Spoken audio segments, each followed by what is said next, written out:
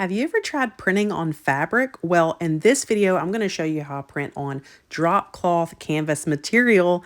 It's a really cool technique, and I hope that you feel inspired to give it a try on your own. I'm Summer with hammondsnest.com, and I will go ahead and tell you it's hard to get all the details in a little video tutorial like this, so you can head over to hammondsnest.com, and there's a blog post with detailed instructions and supply lists to help you if you want to try this one out. So I am using canvas drop cloth to prep. You'll want to wash and dry your canvas drop cloth, then cut it to size of a regular piece of paper, 8.5 by 11. I have another piece of cardstock here. I'm going to use some glue sticks for the edges. Now there are different techniques and options for you to do the printing on fabric.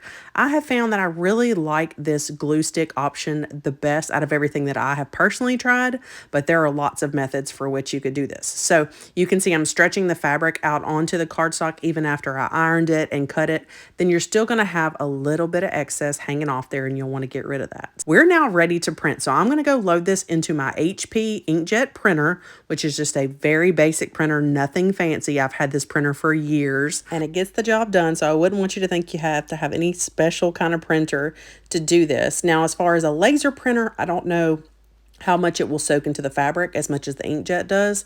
So that would just be printer to printer. Also, it depends on how your printer loads. You could run into some print jamming issues. I'm not going to say that you won't, but it could have to do with either fabric hanging over the edge or your glue not having enough glue in the corners whenever you attach it to the cardstock. So those could be some issues that you could check if you are struggling with that. But I've had great success with this technique, so that's why I'm sharing it with you, and I feel confident doing that just because it works so well for me. Now, I am using an 8 by 10 design on an 8.5 by 11 sheet, so I just trimmed up some of the edges a little bit there, and I peeled this off. Now, I'm going to use some fray check here because as much as I love frayed edges, I just don't want it to completely unravel.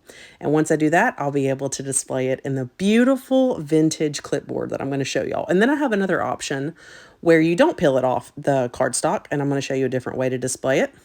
But this vintage rabbit and a vintage church design that I'm about to show you are part of my Easter Blessings collection, which is a set of 4 printable designs actually.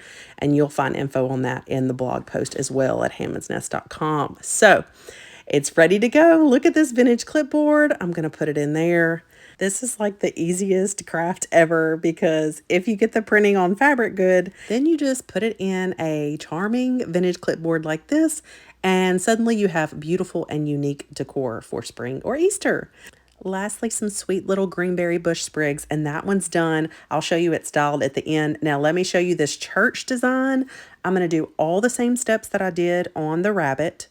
But instead, after I trim it up, I'm not going to peel it off the cardstock because I want to give it a little bit more stability behind there because of how I'm going to display this one.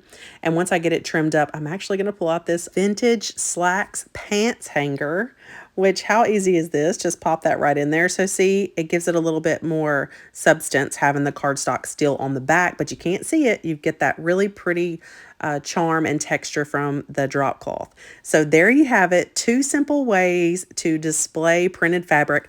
And drop cloth canvas is not the only fabric you can print on. So I encourage you to play around with this, experiment in your own crafty ways, and let me know if you plan on giving this a try. Thank you so much for hanging out with me today. Don't forget to head over to hammondsnest.com for even more details on these beautiful projects. Bye-bye.